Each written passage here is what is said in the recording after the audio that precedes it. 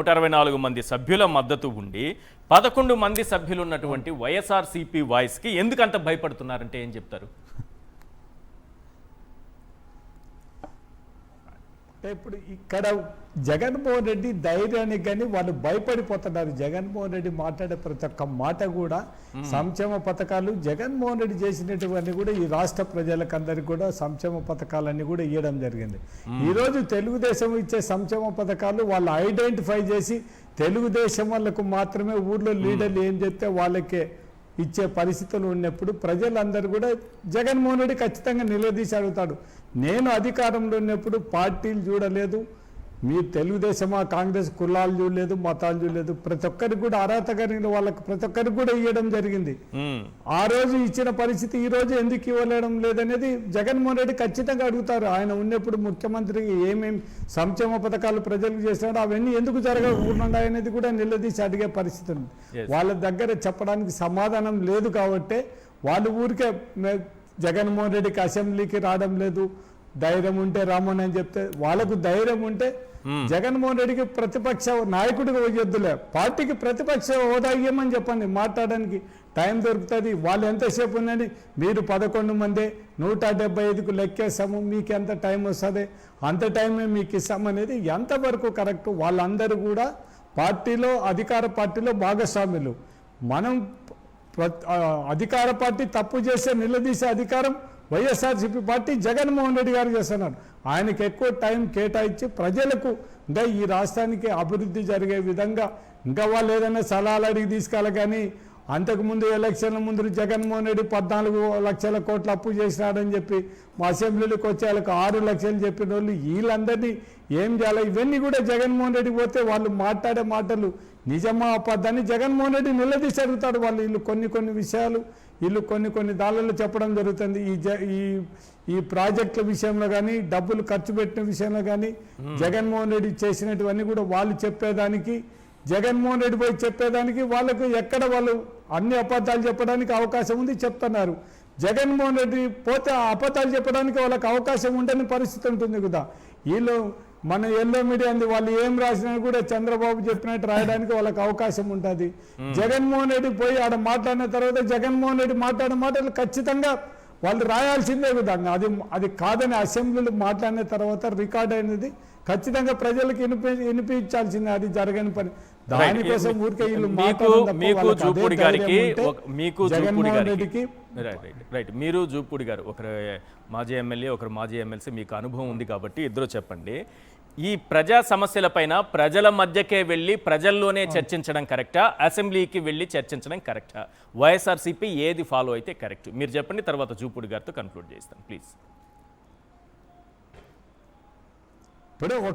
ఇప్పుడు అసెంబ్లీలో మాట్లాడడానికి అవకాశం ఇచ్చి జగన్మోహన్ రెడ్డిని ఫ్రీగా మాట్లాడించి వాళ్ళు ఏం తప్పులు చేస్తున్నారని ఎత్తి చూపించే పరిస్థితి అసెంబ్లీలో చేయగలిగితే అది చేయొచ్చు.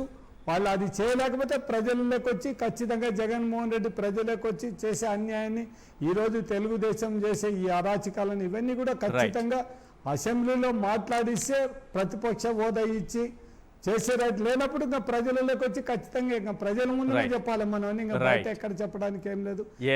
తెలుగుదేశం వాళ్ళకు ధైర్యం ఉంటే జగన్మోహన్ రెడ్డి ఇచ్చే ప్రెస్ మీట్కి ఒకదానికి కూడా సమాధానం చెప్పలేని పరిస్థితులు ఉన్నారు. ఆ మాటలు ఈ మాటలు ఇంకా అట్లా ఇట్లా ఏదో విధంగా మాట్లాడి జగన్మోహన్ రెడ్డిని మాట్లాడడం తప్ప వాళ్ళకి ధైర్యం ఉంటే జగన్మోహన్ రెడ్డి ఇచ్చే పాయింట్ వైజ్ సమాధానం చెప్పమని చెప్పండి. వాళ్ళకు ధైర్యం ఉంటే అది చెప్పలేని పరిస్థితులు ఉన్నారు. జగన్మోహన్ రెడ్డి అది నువ్వు బాబాయ్ అది ఇదని మాట్లాడేదానికి దానికేముంది? చెప్పిన దానికి జగన్మోహన్ రెడ్డి ఏం అడుగుతుందో దానికి సమాధానం చెప్పమని చెప్పండి.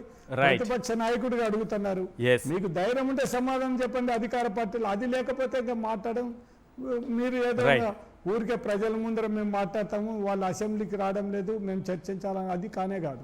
రైట్, జూపూడి గారు కన్క్లూడ్ చేయండి సార్. yes sir please మాట్లాడొచ్చు, అప్పుడు రాకపోతే జూపూడి గారు కన్క్లూడ్ చేయండి.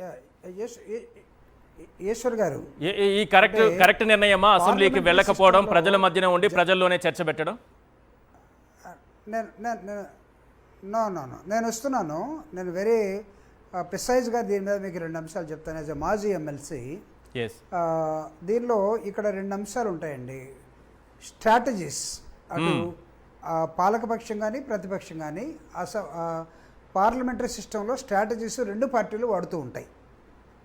అయితే రెండు పార్టీలకి ఒక సబ్జెక్టు మీద ఇదిగో ఇలాంటి అంశం వచ్చినప్పుడు ప్రతిపక్ష పార్టీ ప్రజల పక్షాన గొంతుకుగా ఉంటుంది అనేది మన ప్రజాస్వామ్య లక్షణం.